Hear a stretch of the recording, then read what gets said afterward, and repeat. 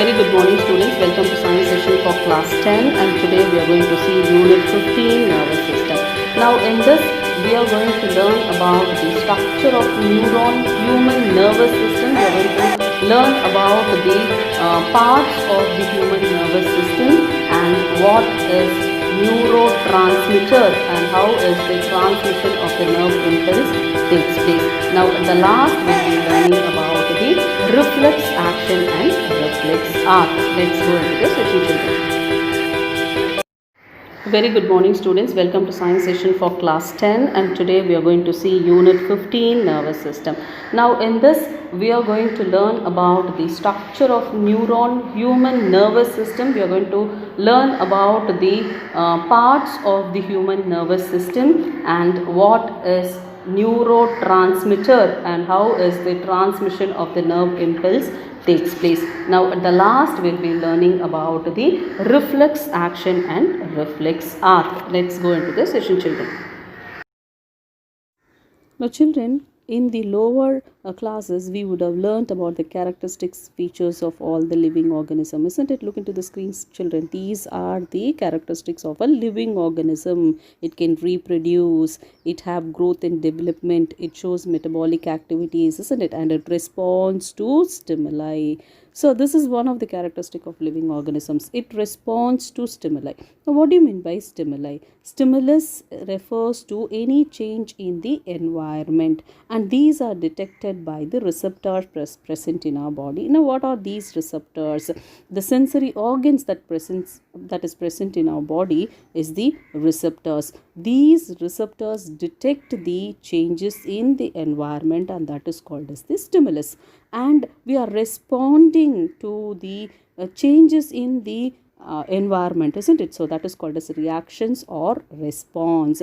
Now living organism shows their response to different kind of stimuli, isn't it? Like what are the examples of stimuli? Like heat, cold, sound, smell, taste, touch, isn't it? So these are the stimuli and we respond to it, isn't it? We show some reactions to it. For example, when you touch a hot body, you withdraw your hand, isn't it? When you go into a dusty place, you close your eyes, isn't it? Now when you see the bright light, you close your eyes, isn't it? So these are the response that you give to the stimulus.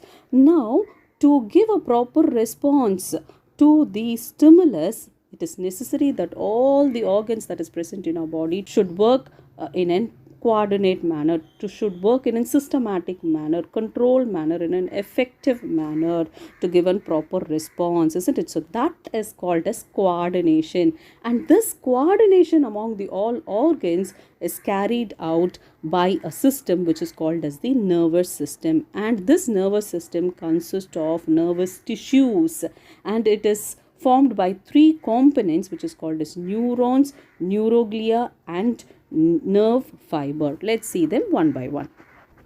Now look into the picture children. So this is neuron, nerve cell. A neuron is a basic structure or the functional structure of the nervous system. We said that the basic unit, isn't it? So this is the basic structural and functional unit of the nervous system. Now this is the longest cell in the human body with the length of 100 micrometer. And what is the function of this nerve cell? It collects the informations from the sensory organs and the information is transmitted through neurons in the form of electrical impulse from one part of the body to the other. The next is the neuroglia.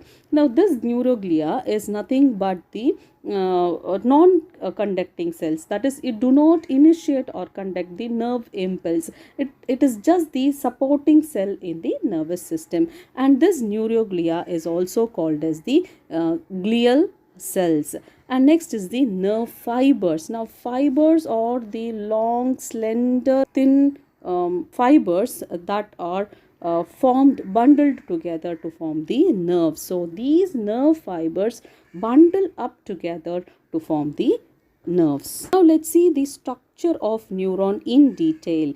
Now in the picture you can see the neuron, isn't it? This neuron is divided into three basic parts. The first one is the cyton, dendrites and axon. Now, what is cyton? Cyton is the cell body and it consists of the nucleus that is present in the cytoplasm. Now, in the cell, we have the cytoplasm, the matrix in which the organelles are present, isn't it? And this matrix, that is cytoplasm, in the nerve cell is called as the neuroplasm.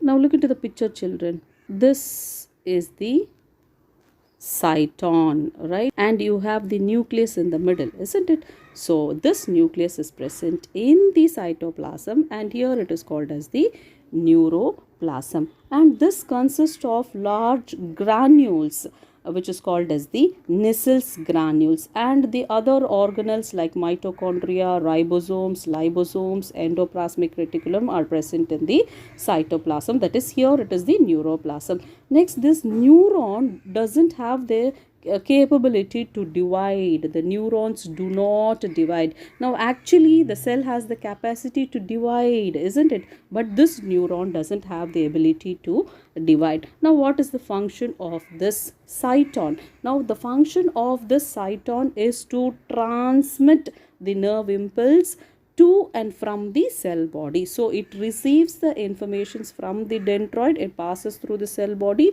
again it sends the message through axon, right? So this is about the cell body, which is nothing but the cyton. Next we'll go to dendrites.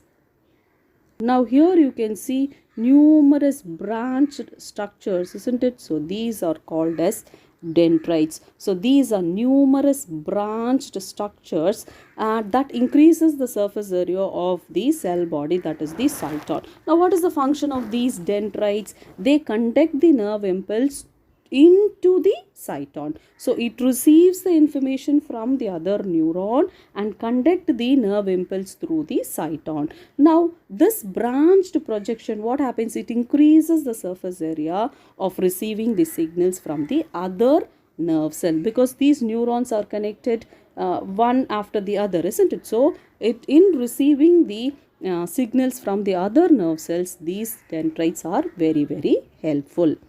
Next we'll see the axon. Now here you can see the axon, isn't it? Now it is a single long slender projection, isn't it? So this is called as axon. Now at the end of the axon you can see an knob like swelling, isn't it? So that is called as the axon terminal, or it is called as the synaptic knob. Here this axon consists of a plasma membrane. A membrane in the sense the outer covering, isn't it? Now it consists of a plasma membrane of the axon is called as axolemma, and it also consists of cytoplasm. Now the cell consists of cytoplasm, isn't it? So similarly this also consists of cytoplasm, which is called as the axoplasm. Now this carries the information from the cell body into the axon terminal. Now first what happens? The information is received by the dendroid, isn't it? Then it passes through the cell body, and from the cell body the axon carries the information to the axon terminal. Now this axon is covered by an a protective sheath, which is called as the myelin sheath. The outer protective layer is called as the myelin sheath, and it also consists of the cell which is called as the Schwann shell, right? And this Schwann shell is also called as neurilemma.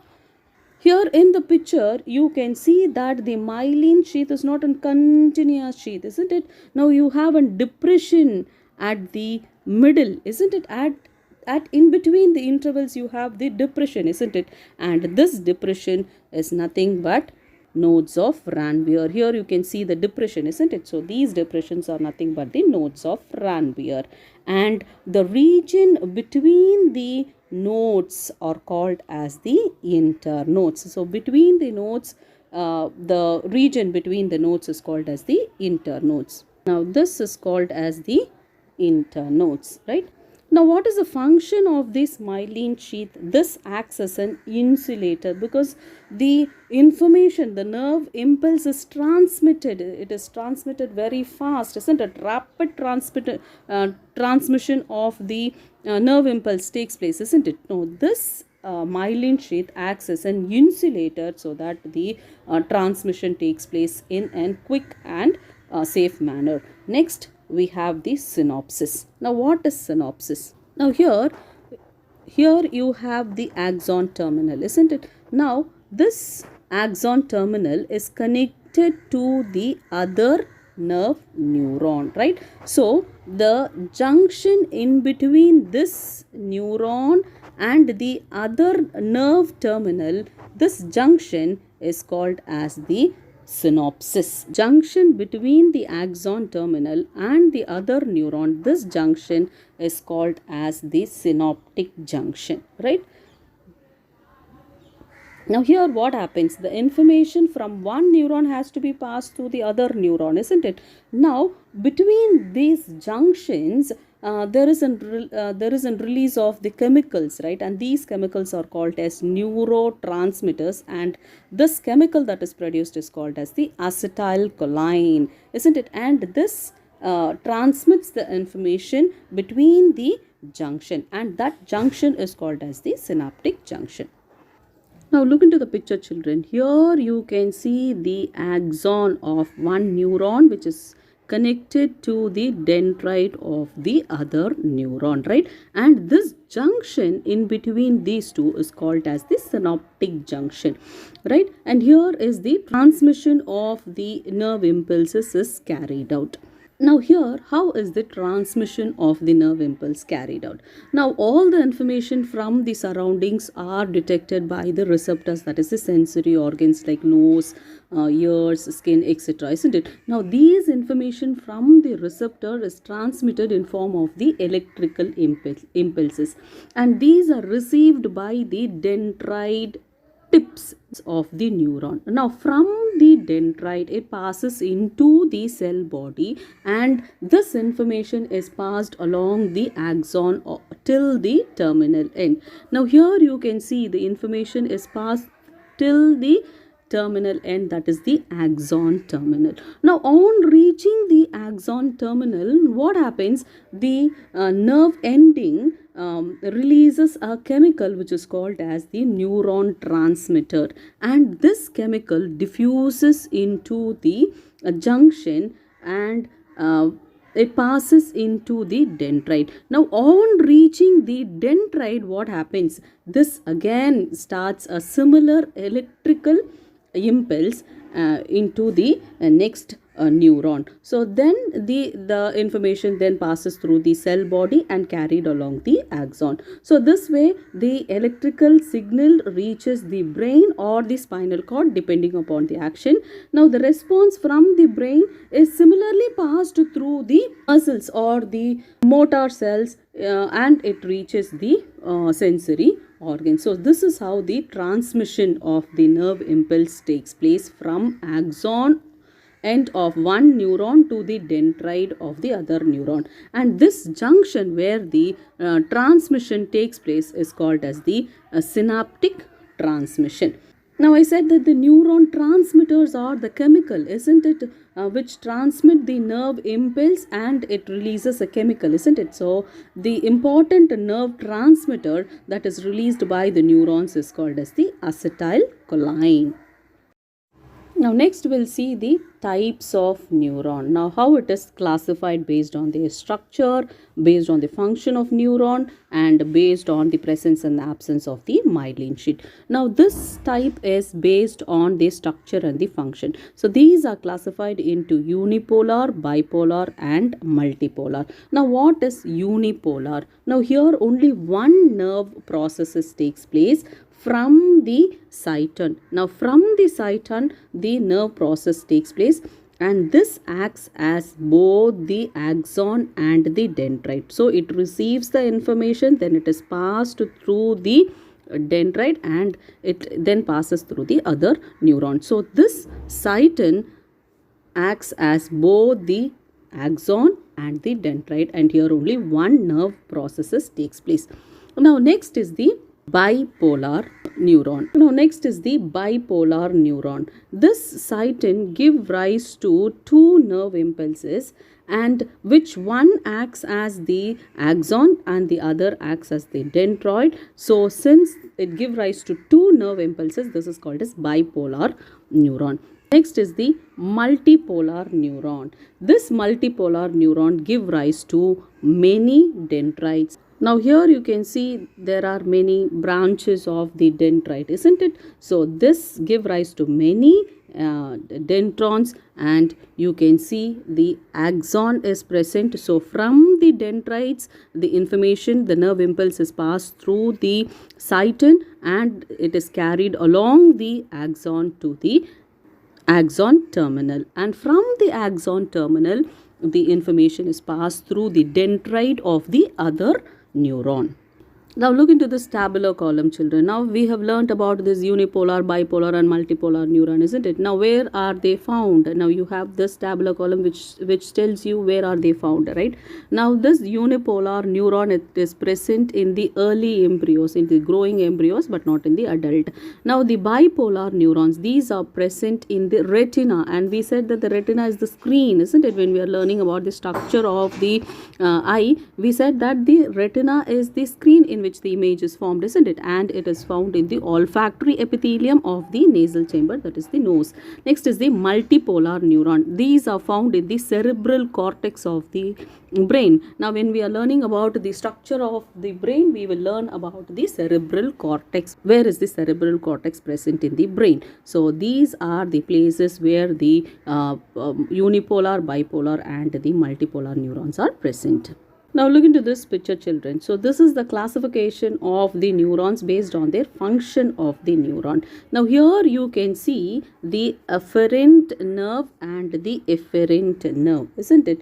Now apart from this you have the association nerve. Now first we'll see what is the afferent nerve, which is called as the sensory nerves, which is also called as the sensory nerves. Now this afferent nerves carries the impulse from the sense organs. Now skin is a sense organ, isn't it, to the central nervous system.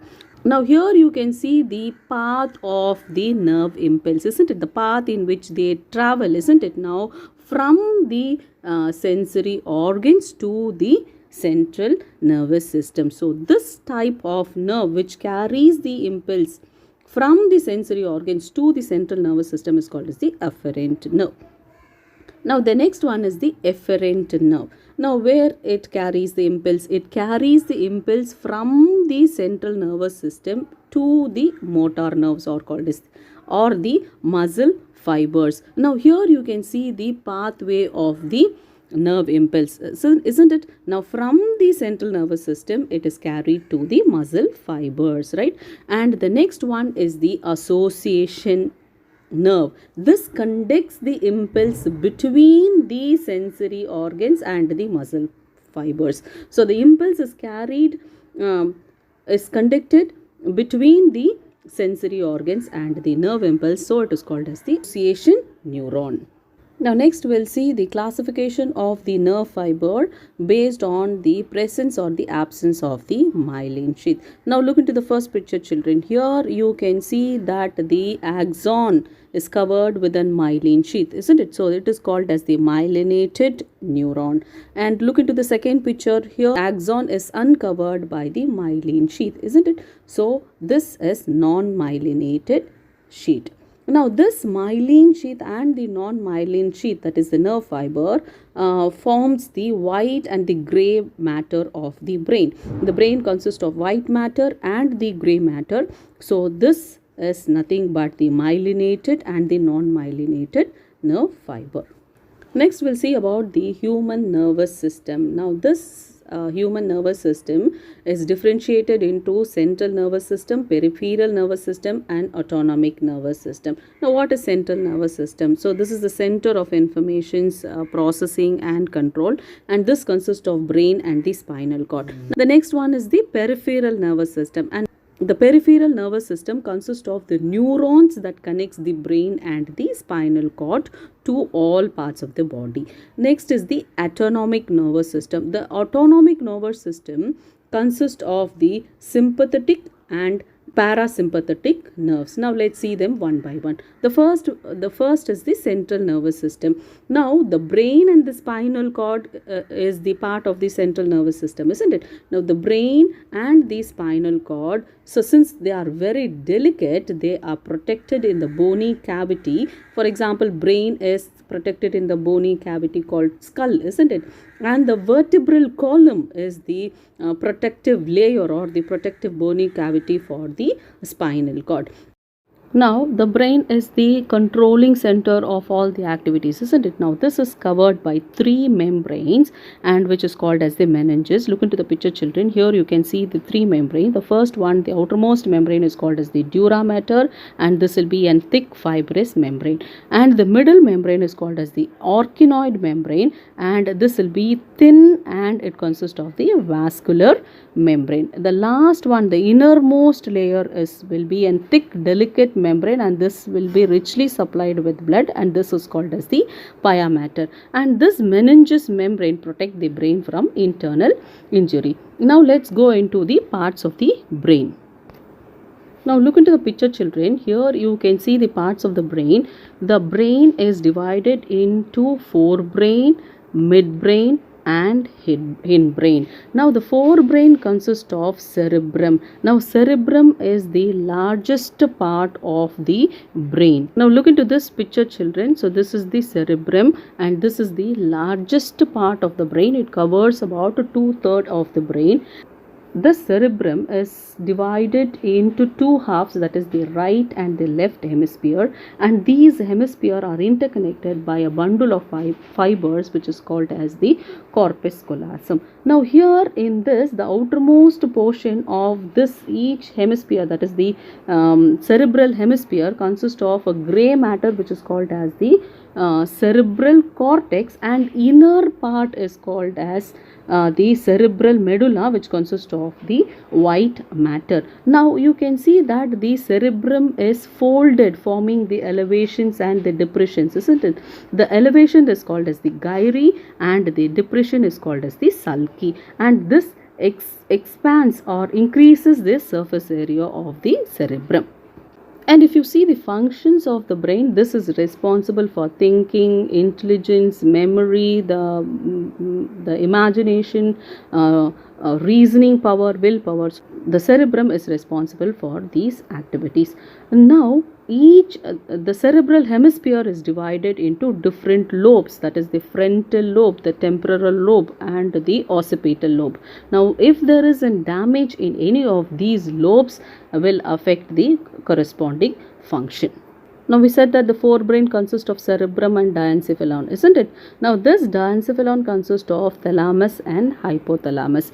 Now let's see thalamus. Now here you can see the portion, isn't it? Thalamus. Now this thalamus is present in the cerebral medulla. Now we said that the cerebral medulla is the inner white part, isn't it? So this is thalamus is present in the cerebral medulla. The function of the thalamus is to carry the sensory and the motor signals. So it acts as an relay center. So that is, it carries the informations from the sensory and the motor organs. The next one is the hypothalamus. Now here you can see the portion, isn't it, which is green in color. So this is called as the hypothalamus. This lies at the base of the thalamus, isn't it, beneath the thalamus.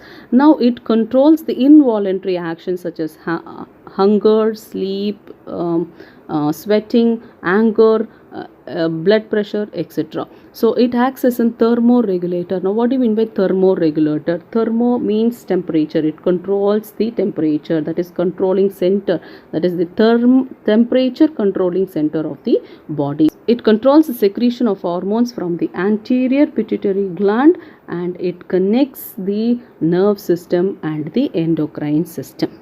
Next we'll see the midbrain. Now the midbrain is located between the thalamus and the hindbrain, isn't it?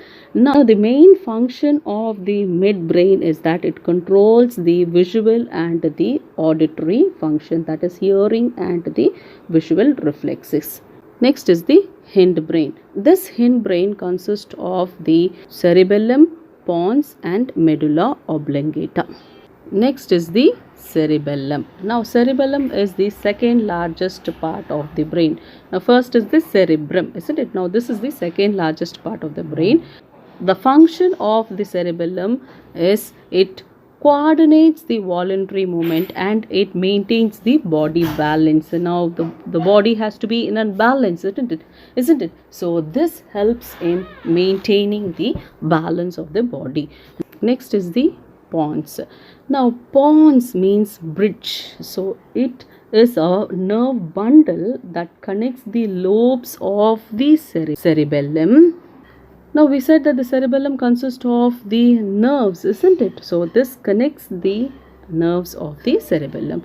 Now it conducts the signals between the cerebellum, spinal cord, midbrain and the cerebrum, and it also controls the respiration and the sleeping cycle.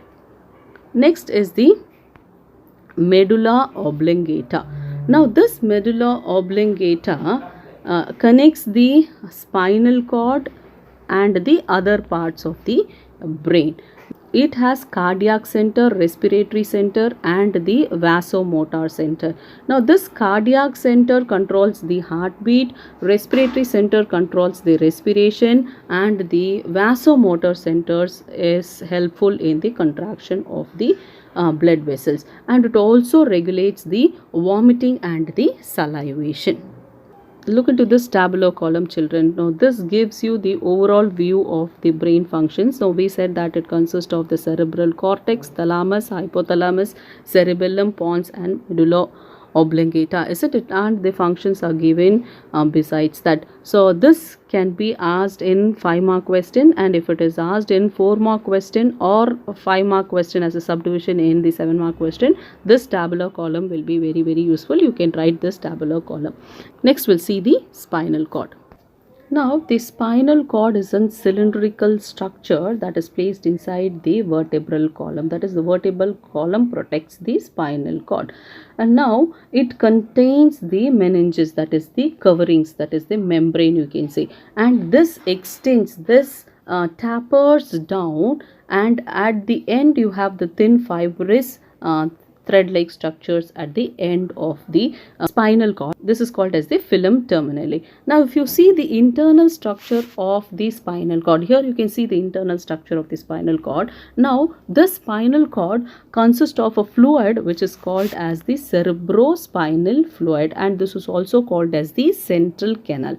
Now this consists of two matters, which is the white matter and the other one is the gray matter. Now this gray matter will be in the form of H. Now here you can see it is in the form of an H, isn't it? Now the upper part of the H is called as the posterior horns and the lower part is called as the anterior horns. And now the bundle of fibers that is passing through the posterior horns forms the dorsal or the afferent root, and the fibers that is passing from the anterior horns is called as the ventral or the afferent nerves. Now here you can see that these two nerves are connected at the point which is called as the spinal nerve. Now if you see the white matter, now here you can see the white matter, isn't it? The white matter is the external, and this consists of a bundle of nerve tracts. And what is the function of the spinal cord? It carries the sensory and the motor impulse from and to the brain, to and from the brain, and it also controls the reflex actions of the body. Now if you see the function of the cerebrospinal fluid, now I said that the special fluid is present in the spinal cord, isn't it? So this is called as CSF, that is the cerebrospinal fluid that surrounds the spinal cord. Now it also fills the central canal of the spinal cord. Now what is the function of this CSF? It acts as a shock absorbent. Now it protects the brain from the damage because this cerebrospinal fluid covers the brain, it surrounds the brain and protects the brain, as well as it fills the spinal cord, isn't it? So it acts as an shock absorbance, it protects the brain from the damage, and it also supplies nutrition to the brain, it collects the waste from the brain, and it is also responsible for the constant pressure that has to be maintained in the cranial cavity. Now let's move to what is reflex action. Now before going into reflex action, now let's see what is reflexes. Now there are two types of reflexes. The first one is the simple or the basic reflexes. The other one is the acquired or the conditioned reflexes. Now this simple basic reflexes is the inbuilt reflexes. For example, sneezing, coughing, yawning, these are the actions that is performed without thinking, isn't it? So these are unlearned, this is inbuilt, isn't it? These are the inbuilt responses to the stimulus, isn't it? So these are called as the basic reflexes. Now if you see the acquired or the conditioned reflexes, these are the reflexes that arises due to practices. For example, playing keyboard, playing harmonium or the keyboard. Now these are the examples of the conditioned reflexes. It is well practiced, you play the harmonium or the keyboard without seeing the music notes, isn't it? So these are the examples of the conditioned reflexes.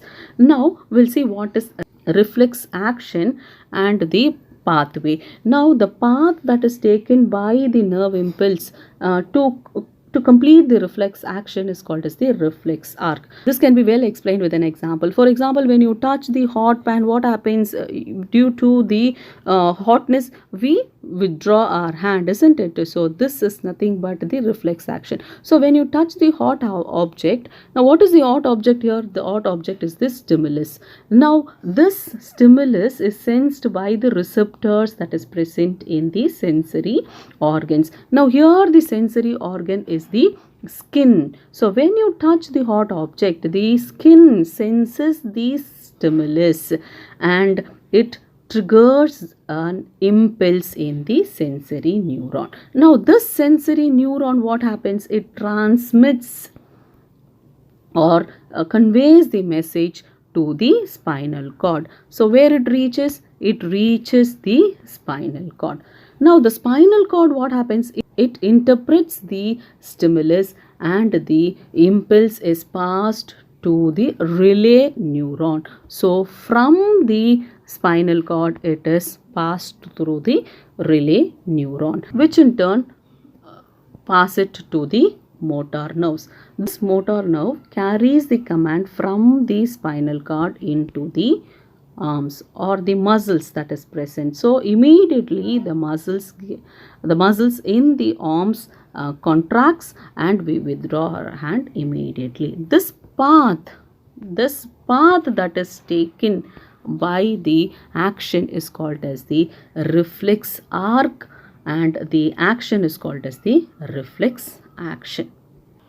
Next we'll see the peripheral nervous system. This peripheral nervous system consists of the nerves, isn't it, that connects the brain and the spinal cord. So the nerves that is arising from the brain is called as the cranial nerves, and the nerve that is arising from the spinal cord is called as the spinal nerve.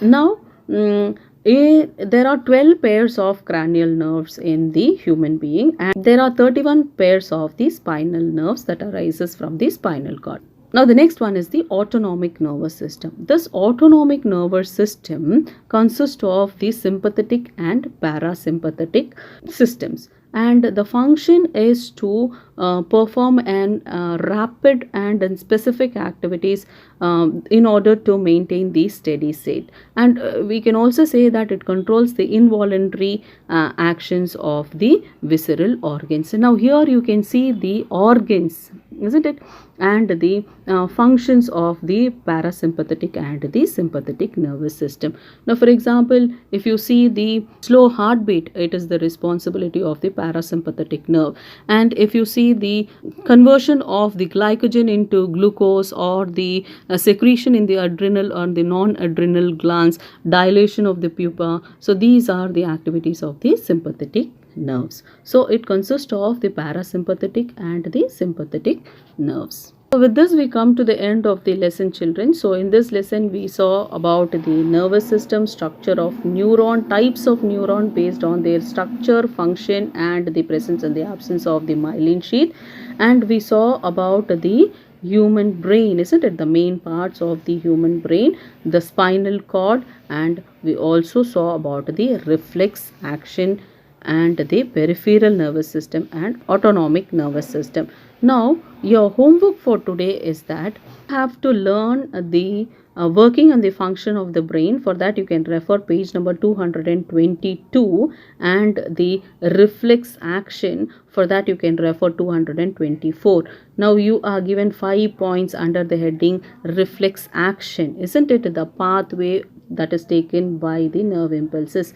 So be thorough with these two questions. And for the classwork, now in the classwork you are going to write the functions of the working and the function of the brain with the structure of the brain. Now for the structure of the brain you can refer page number again 222.